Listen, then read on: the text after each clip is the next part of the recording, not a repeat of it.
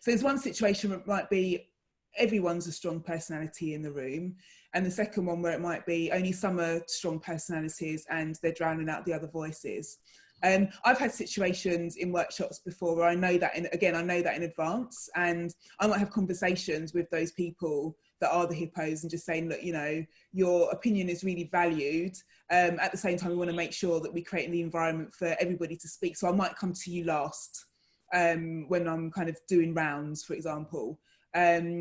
What else? Strong personalities, if they're all strong personalities, I think that's brilliant. That's like me, like game on. That's where sort of courage, like what you were saying, Dan, comes in. It's like me stepping up as a facilitator and thinking, right, okay, I don't want to quieten these strong personalities because they're all quite passionate.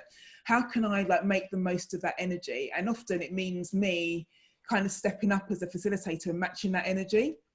It's like me stepping up as a facilitator and thinking, right, okay, I don't want to quieten these strong personalities because they're all quite passionate.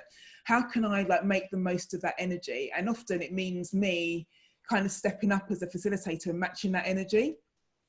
So that, you know, I'm still kind of, I'm not drowned out by those voices. I'm in the midst of it and making sure that everyone has a say.